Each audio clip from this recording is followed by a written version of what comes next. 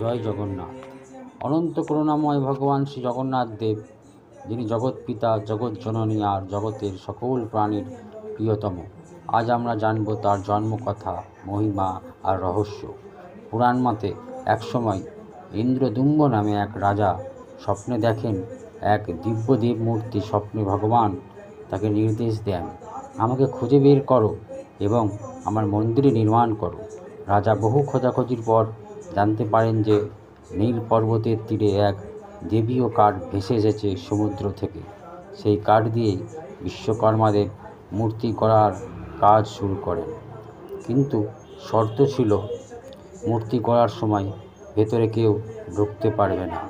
রাজা অধীর হয়ে দরজা খুলে ফেলেন এবং দেখা যায় মূর্তিগুলি অসম্পূর্ণ, হাত পা ছোট, চোখ বড়।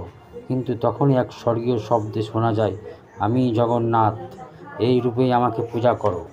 শ্রী জগন্নাথ দেবের সবচেয়ে বড় রহস্য হলো তার বিশাল চোখ। বলা হয় তিনি সবসময় ভক্তদের দিকে তাকিয়ে থাকেন। প্রতি 12 বছরে একবার নবে কলেবর হয়। পুরনো কাঠের মূর্তি পরিবর্তন করে নতুন কাঠে গড়া হয় মূর্তি। এই সময় পুরনো মূর্তির ভেতরে থাকা ব্রহ্ম পদার্থ স্থানান্তরিত করা হয় নতুন মূর্তিতে, যা কেউ কখনো দেখেননি। আরেকটি রহস্য মন্দিরের গম্বুজে উপরে থাকা নীলচক্র ও পতাকা, যা সবসময় বাতাসের বিপরীতে উড়ে। প্রতিদিন মন্দিরে 56 ধরনের ভোগ প্রস্তুত করা হয়, যা ভক্তদের মাঝে বিতরণ করা হয়। কিন্তু সবচেয়ে বড় উৎসব হলো রথযাত্রা। লক্ষ লক্ষ ভক্ত একসাথে ভগবানকে 3টি বিশাল রথে তুলে টেনে নিয়ে যান গুন্ডিচা মন্দিরে। এই উৎসব ভক্তি, ভালোবাসা আর ঐক্যের প্রতীক। জগন্নাথ মানে জগতের নাথ, সকলের প্রভু।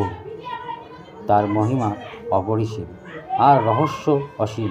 যদি এই ভিডিওটি ভালো লাগে তাহলে লাইক করুন, শেয়ার করুন আর চ্যানেলটিকে অবশ্যই সাবস্ক্রাইব করুন।